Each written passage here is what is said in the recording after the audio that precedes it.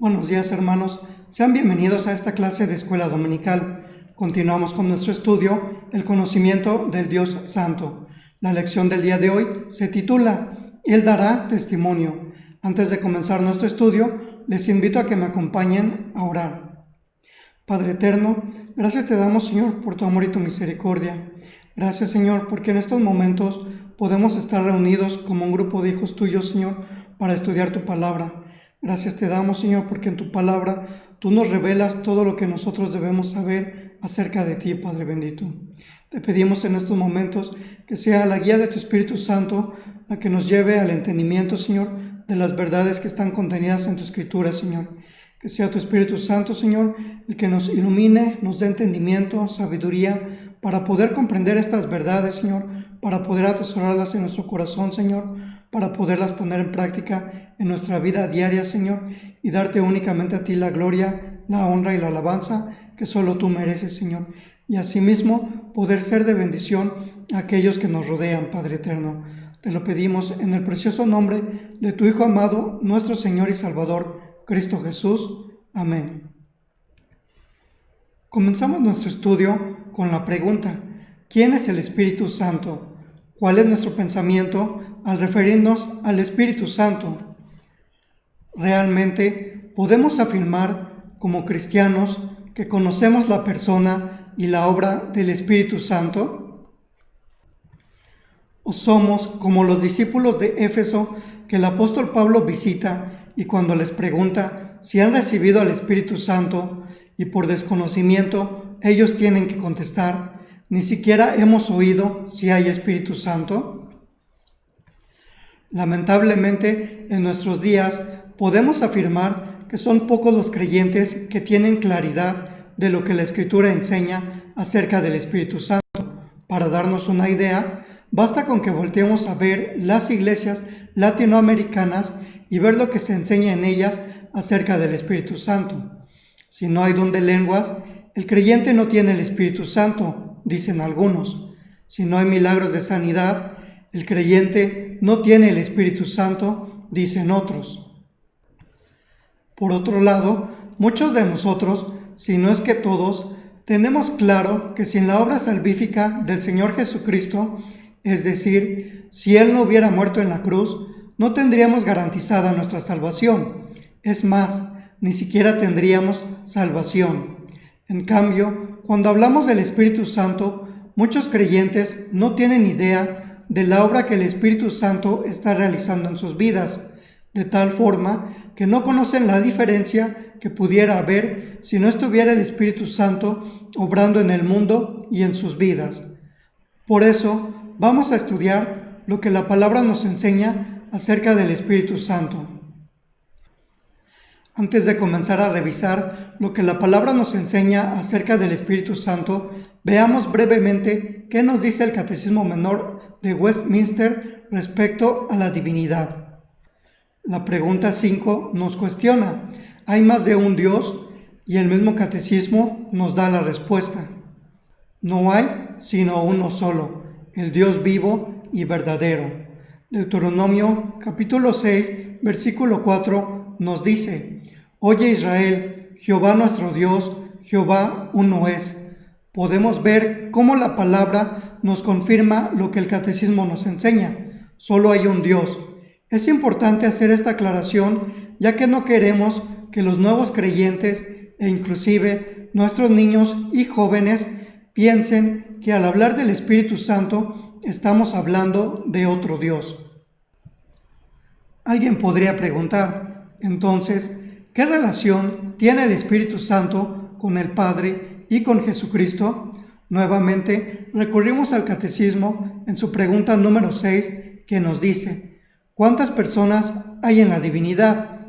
Y el mismo Catecismo nos da la respuesta: hay 3 personas en la divinidad, el Padre, el Hijo y el Espíritu Santo, y estas 3 personas son un solo Dios, las mismas en sustancia, iguales en poder y gloria. Podemos ver entonces que el Catecismo manifiesta en una respuesta corta y breve lo que la Escritura nos enseña a lo largo de ella.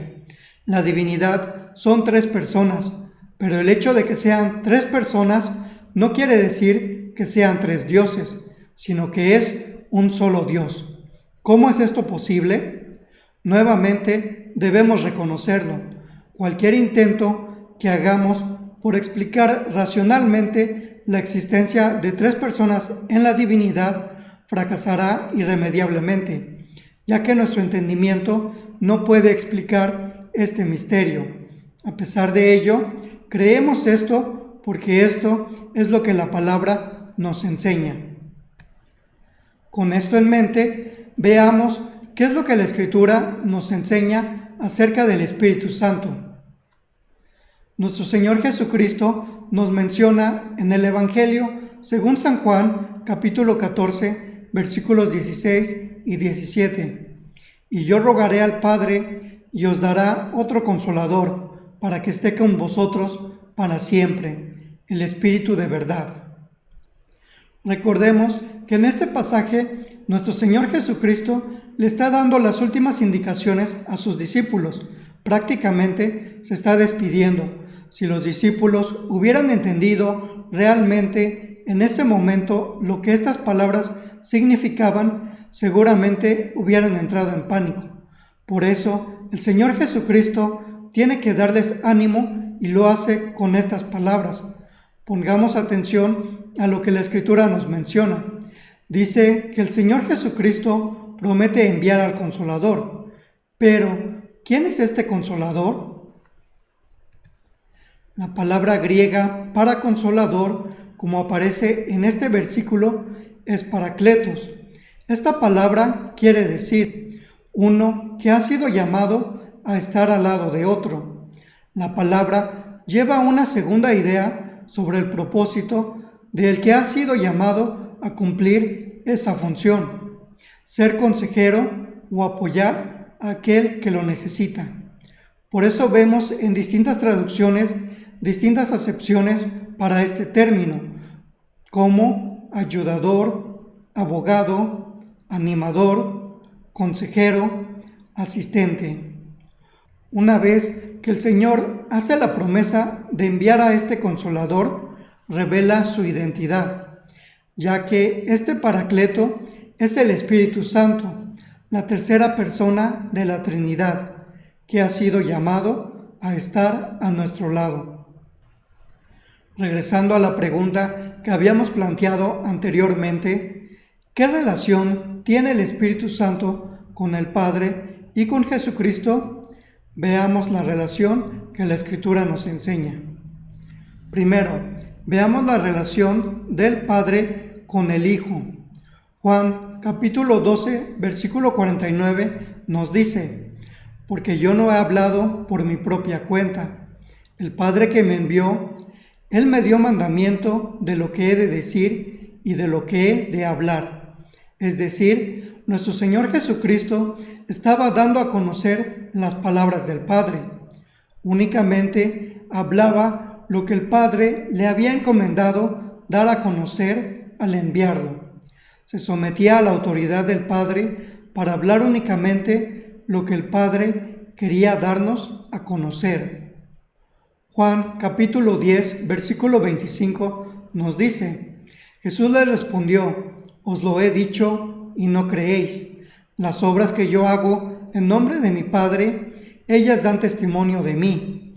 Aquí podemos apreciar que no solamente hablaba lo que el Padre le había encomendado, sino que también hacía las obras de su Padre, las obras que el Padre le había encomendado que realizara, y que estas obras las realizaba en el nombre del Padre.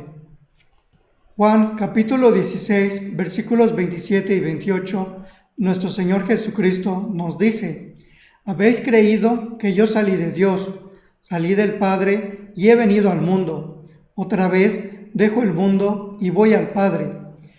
Vemos cómo Él mismo afirma que procede del Padre, y una vez que cumplió la obra que debía realizar, la obra que le había sido encomendada, tiene que regresar al Padre. En estos versículos podemos apreciar la relación que existe entre el Padre y el Hijo. Es una relación donde el Padre envía al Hijo. La tarea que el Hijo tenía que llevar a cabo fue definida por el Padre, además de las palabras que el Hijo tenía que enseñar. Por parte del Hijo podemos ver que se somete a la autoridad del Padre. Juan capítulo 16, versículo 7 nos dice: Pero yo os digo la verdad, os conviene que yo me vaya, porque si no me fuera, el Consolador no vendría a vosotros, mas si me fuere, os lo enviaré. En este texto podemos ver que el Hijo, además del Padre, también envía al Espíritu Santo. Juan capítulo 15, versículo 26 nos dice lo siguiente: Pero cuando venga el Consolador, a quien yo os enviaré del Padre, el Espíritu de verdad, el cual procede del Padre, Él dará testimonio acerca de mí. Vemos que al igual que el Hijo que procede del Padre, también el Espíritu Santo procede del Padre. Así como el Hijo se somete a la autoridad del Padre, también el Espíritu Santo se somete a la autoridad del Hijo y a la autoridad del Padre, de tal forma que las tres personas en la divinidad son un solo Dios, las mismas en sustancia, iguales en poder y gloria, como ya vimos que nos enseña el Catecismo Menor. Una vez que ya vimos la relación que tiene el Espíritu Santo con el Padre y con Jesucristo, podemos reflexionar en la importancia de la obra del Espíritu. Como comentamos al principio, ¿alguna vez se ha preguntado lo que pasaría si el Espíritu no estuviera obrando en este mundo y en su vida? Primero, sin el Espíritu Santo no habría Evangelio ni Nuevo Testamento. De tal grado es la importancia de la obra del Espíritu. Reflexionemos un poco en la historia bíblica. Ya habíamos comentado que el Señor estaba dando sus últimas indicaciones en estos capítulos de Juan que hemos estado citando. Entre estas instrucciones hay una que llama la atención. Una vez que el Señor ya no esté corporalmente con sus discípulos, ellos tendrían que continuar la obra del Señor. Juan capítulo 15, versículo 27 nos dice: Y vosotros daréis testimonio también. Es una instrucción que se menciona no solamente en los Evangelios, sino que viene a repetirse más adelante en el libro de Hechos, cuando se registran los últimos instantes de nuestro Señor en esta tierra antes de ascender al cielo. Pero recibiréis poder cuando haya venido sobre vosotros el Espíritu Santo, y me seréis testigos en Jerusalén, en toda Judea, en Samaria y hasta lo último de la tierra. Los discípulos han sido llamados a ser testigos del Señor Jesucristo, a enseñar a otros lo que ellos habían aprendido de su Maestro y a proclamar el Evangelio de salvación. Cuando nos ponemos a reflexionar en lo que estos hombres habían vivido, y me estoy refiriendo a situaciones como la de Pedro negando a su Señor, o a los discípulos huyendo en el momento en que su Señor más los necesitaba, o a estos mismos discípulos escondiéndose después de la muerte de su Señor, nos debería quedar claro que los discípulos, por sus propias fuerzas, no iban a poder llevar a cabo esta tarea, ya que parecía que todo lo que habían aprendido en los últimos 3 años había desaparecido durante estos eventos. De ahí que nuestro Señor Jesucristo tuviera que interceder con el Padre para que enviara al Espíritu. Juan capítulo 14, versículo 26 nos lo confirma: Mas el Consolador, el Espíritu Santo, a quien el Padre enviará en mi nombre, Él os enseñará todas las cosas y os recordará todo lo que yo os he dicho. El Señor Jesucristo envió al Espíritu Santo para recordarles a sus discípulos lo que habían aprendido con Él a lo largo de estos 3 años, para recordarles también la verdad que les había sido enseñada y también para salvaguardar esa verdad del error. De la misma forma, el Espíritu Santo obra en nosotros enseñándonos la verdad, de tal forma que también seamos capaces de salvaguardar la verdad del error. Y no solo hizo eso con los discípulos, también iba a revelarles lo que aún tenían que aprender. Juan capítulo 16, versículos 12 al 14 nos dice lo siguiente: aún tengo muchas cosas que deciros, pero ahora no las podéis sobrellevar. Pero cuando venga el Espíritu de verdad, Él os guiará a toda la verdad, porque no hablará por su propia cuenta, sino que hablará todo lo que oyere, y os hará saber las cosas que habrán de venir. Él me glorificará, porque tomará de lo mío y os lo hará saber. Vemos cómo el Espíritu Santo habla todo lo que el Señor Jesucristo quiere comunicar, no solo a los discípulos que estuvieron con Él, sino también a nosotros, que también somos sus discípulos, a pesar de estar separados por 2000 años de historia. Juan capítulo 15, versículos 26 y 27 nos dice: pero cuando venga el Consolador, Él dará testimonio acerca de mí, y vosotros daréis testimonio también. Vemos cómo la palabra nos enseña que a través de la obra del Consolador, que da testimonio a nuestros corazones de quién es Jesucristo, nosotros también podemos ser capaces de dar testimonio de quién es Jesucristo a través de la obra del Espíritu Santo. Regresando a la historia bíblica, en el libro de Hechos podemos darnos cuenta cómo esta promesa de que los discípulos iban a poder dar testimonio de Jesucristo se cumplió en sus vidas. El Espíritu vino sobre los discípulos y les testificó acerca de Cristo y su salvación, conforme a la promesa, de tal forma que ellos dieron testimonio de Jesucristo y la salvación. Al respecto, el apóstol Pablo nos dice en su primera epístola a los Corintios, capítulo 2, versículos 9 al 13, las cosas que Dios ha preparado para los que le aman, Dios nos las reveló a nosotros por el Espíritu. ¿Quién de los hombres sabe las cosas del hombre, sino el Espíritu del hombre que está en él? Así tampoco nadie conoció las cosas de Dios, sino el Espíritu de Dios. Y nosotros hemos recibido el Espíritu que proviene de Dios, para que sepamos lo que Dios nos ha concedido, lo cual también hablamos, no con palabras enseñadas por sabiduría humana, sino con las que enseña el Espíritu. Vemos cómo el apóstol reconoce que nosotros como discípulos debemos hablar las palabras no de acuerdo a nuestro propio intelecto o a nuestra propia sabiduría, sino de acuerdo a cómo el Espíritu nos enseña estas palabras. El Espíritu es el único que puede llevarnos a conocer las cosas de Dios, así como el Espíritu dio testimonio a los apóstoles revelándoles la verdad y los inspiraba a comunicar esta verdad.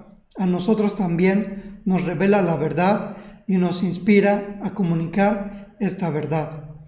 De la obra posterior de los discípulos se propagó el Evangelio y también fue formado el Nuevo Testamento. Sin embargo, nada de esto hubiera sucedido si el Espíritu Santo no hubiera estado obrando en sus vidas. Segundo, sin el Espíritu Santo no habría fe ni nuevo nacimiento. En pocas palabras, no habría cristianos. El apóstol Pablo, en su segunda epístola a los Corintios, en su capítulo 4, versículos 3 y 4, nos dice lo siguiente: nuestro evangelio entre los que se pierden está encubierto, en los cuales el Dios de este siglo cegó el entendimiento de los incrédulos, para que no les resplandezca la luz del evangelio de la gloria de Cristo. La palabra nos enseña que el entendimiento de aquellos que no creen en la obra y persona de nuestro Señor Jesucristo está cegado por el Dios de este siglo, de tal forma que no pueden reconocer el regalo maravilloso que significa recibir el Evangelio. Así como el Señor Jesucristo le dijo a Nicodemo: para ver el reino de Dios hay que nacer de nuevo. Para entrar en el reino de Dios hay que nacer de nuevo. Esa es la condición necesaria, nacer de nuevo. Sin embargo, debido a la pecaminosidad que hay en nosotros como raza humana, los no regenerados no reciben el testimonio por la incredulidad. de tal forma que el Evangelio no produce en ellos convencimiento de pecado. A pesar de eso, tenemos esperanza.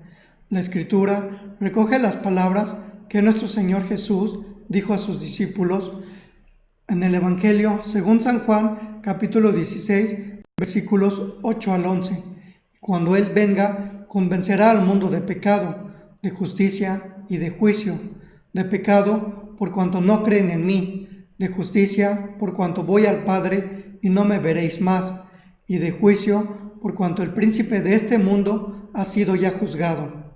El Espíritu obra en el corazón de los hombres a través de todas las épocas para dar testimonio de la condición en la que se encuentran, iluminándolos de tal forma que los pecadores puedan ver que el Evangelio es la verdad de Dios, que la Escritura en realidad es la palabra de Dios y que Jesucristo es el Hijo de Dios. De tal forma que debemos reconocer que nosotros no seremos los que convenceremos a aquellos que no creen, que a nosotros no nos toca probar la verdad del cristianismo, a pesar de que los demás nos llamen locos, sino que es a través de la obra del Espíritu que un pecador viene al arrepentimiento y reconoce como verdad lo que la palabra enseña acerca de la historia de la redención, una redención que si no fuera por el Espíritu, nosotros ni siquiera sabríamos que necesitamos.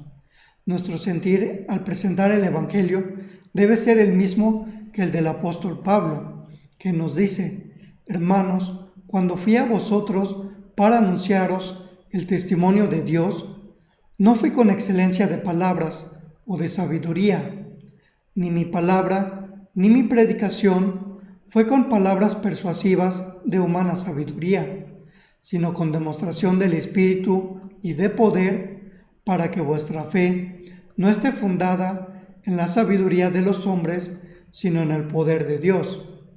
De tal forma que es gracias a que el Espíritu da testimonio de este modo que los hombres responden con fe cuando se predica el Evangelio. Por lo tanto, sin el Espíritu no habría un solo cristiano en el mundo. Por último, quisiera dejarlos con unas preguntas para que reflexionemos en la importancia que le damos a la obra del Espíritu Santo en nuestras vidas. ¿Honramos al Espíritu Santo reconociendo su obra y poniendo nuestra confianza en ella?